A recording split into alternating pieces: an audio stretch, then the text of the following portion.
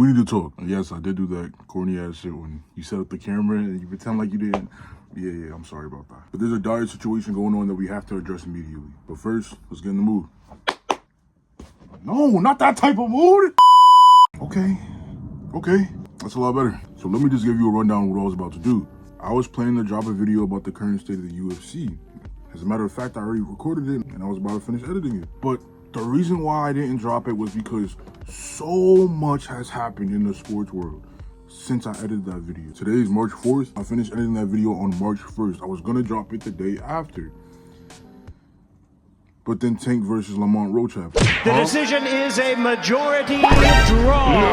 And oh my gosh. You know what's funny? One of my friends who doesn't watch boxing was about to bet on that fight. And he said, yo, Lamont Roach is plus 900 right now.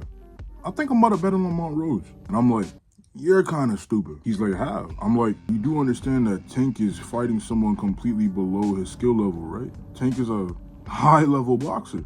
After all, he beat Isaac Cruz, Jose Pedraza, Rolly Romero, Ryan Garcia, Hector Garcia. He's like, you don't think Lamont Roach has a chance? I said, I'm not saying he don't have a chance, but he's not gonna win. He's like, what makes you say that? And I told him, even if Tank doesn't knock him out, Tank is still gonna win that fight no matter what, even if he lost. I wasn't exactly correct, but I was pretty close. There was no way they was gonna risk Tank losing that fight. He might not be Mayweather, but he moves like him. Fight bums for a nice payday, and if they beat his ass, finesse a little workaround on that. And I'm not calling Lamont Roach a bum.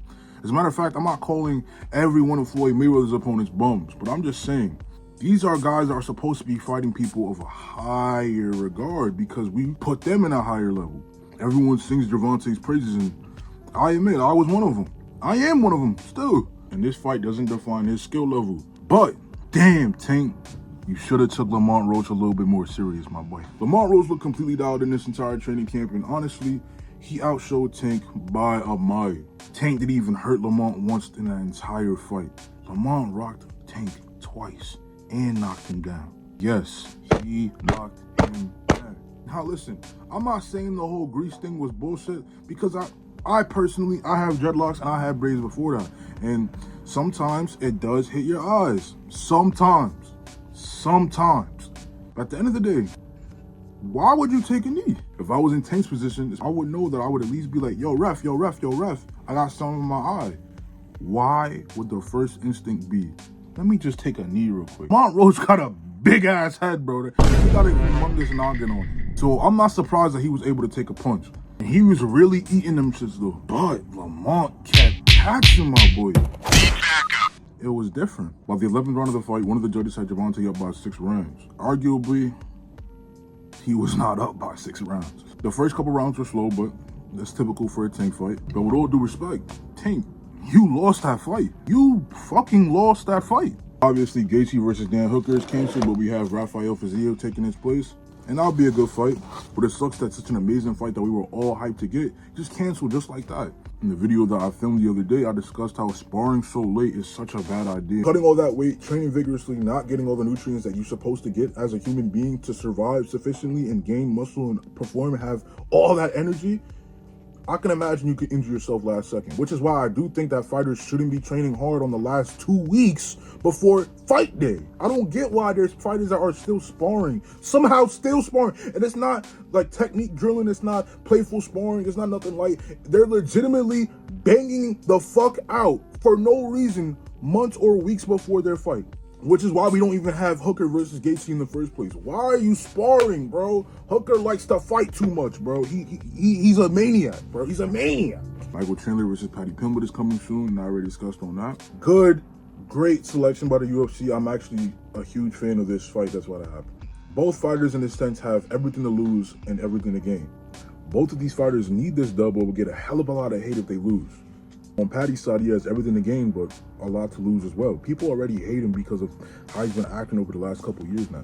He had a huge hype train, I believe, in 2022, a little bit in 2023, but then he just shot down right after that. Same thing with Michael Chandler, had a huge level of hype on him. There's still people that have a lot of love for him, but, you know, he's a very controversial figure. He's known for cheating in fights and not admitting the truth and being a very snake type of guy when it comes to a lot of these things. You know, he's a great fighter, but he's hasn't beaten legitimately anyone at all in this division ever since he joined the UFC. Spent 2 years waiting for a Conor McGregor fight instead of fighting, and just letting him age out and get weaker, and it's not it, bro. It's not it. But for Paddy, fighting a guy like Michael Chandler, who's fought all these big name fighters and has all this hype around his name, would be a good win for him. Would Paddy beat anyone in the top 5 in lightweight? Hell no, bro. No. Paddy doesn't stand a chance. I'd rather see Paddy go down to featherweight than fight anybody in lightweight, for real. So Michael Chandler has this in the bag. But if Michael Chandler loses to Paddy Pimblett, it's Rabs. It's Rabs. How far is the UFC willing to go to save his career anymore? Wait, what is his ranking right now?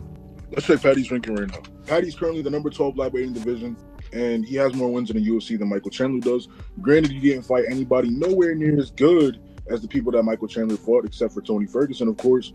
But, like, if Michael Chandler somehow loses this fight, it would be embarrassing. Because although I am kind of a fan of Paddy, like, Paddy is not beating any of these guys in the rest of the division. Like, let's be real.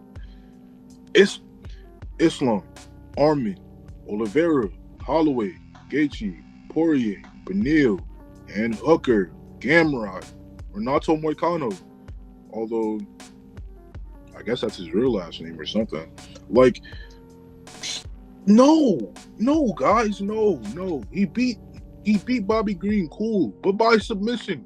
The rest of these people are beating the dog snot out of this man when it comes to striking. And they're all better than him at submission. At the time of recording this, it has now been announced that Devontae Adams just got released by the Jets. What is going on? Oh, no! Devontae, I'm not laughing at you, I promise, bro. It's just so much is going on. John Jones might retire early. John Cena turned heel.